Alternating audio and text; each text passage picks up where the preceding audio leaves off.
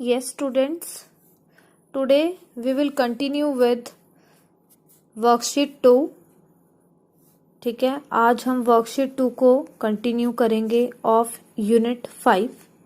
So student, we were doing question number 3 and we had already completed this question number 3.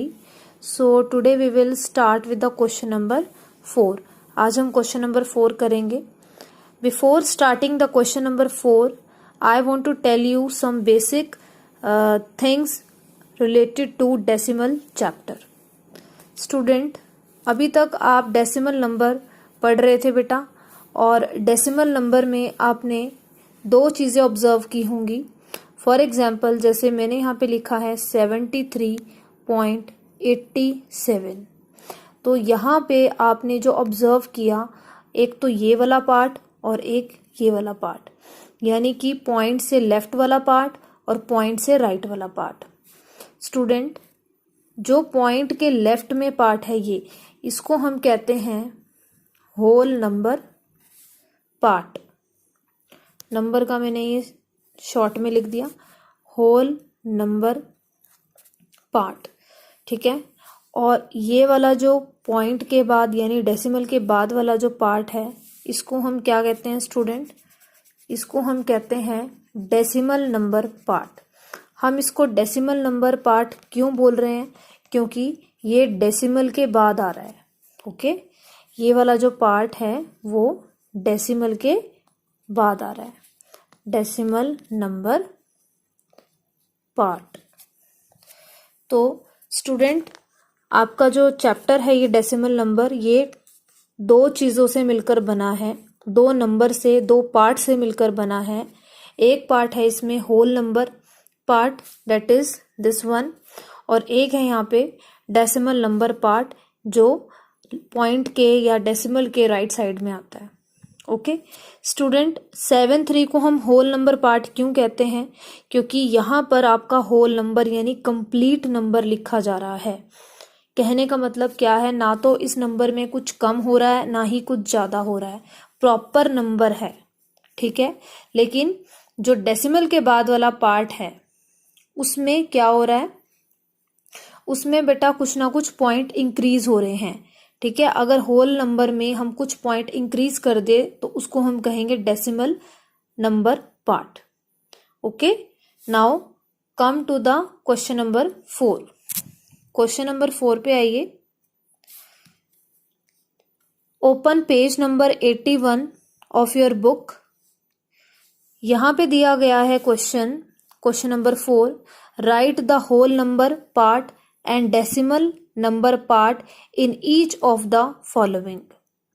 Student, यहाँ पे आपको questions given है और हर एक क्वेश्चन में आपने क्या बताना है? होल नंबर पार्ट और decimal number part.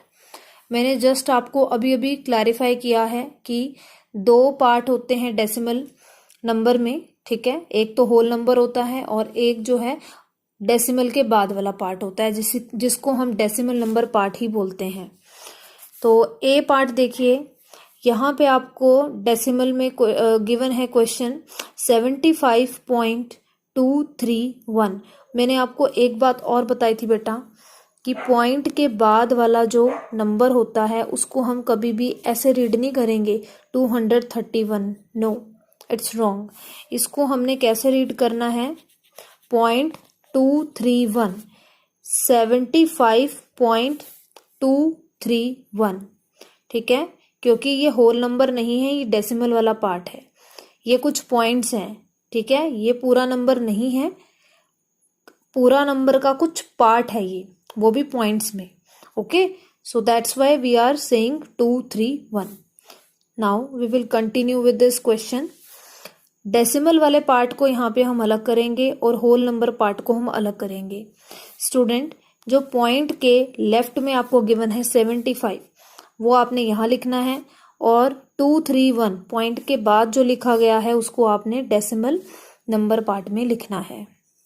Okay, this question is very very easy.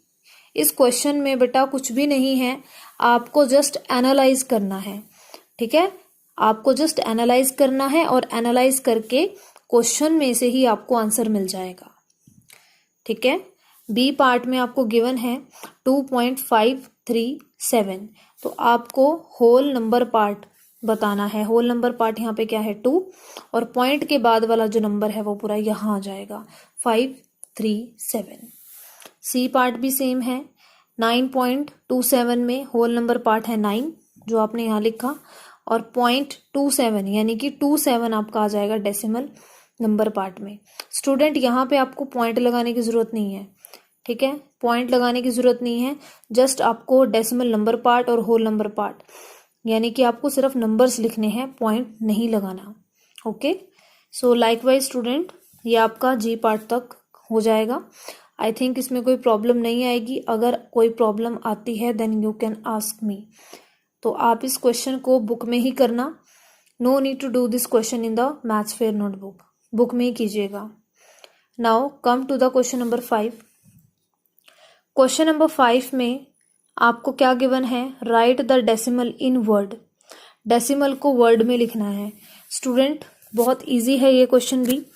मैंने आपको क्या बताया था, डेसिमल को वर्ड में कैसे लिखेंगे, जैसे आप नंबर को रीड करते हैं बिल्कुल उसी तरह से आपने नंबर को वर्ड की फॉर्म में लिखना है।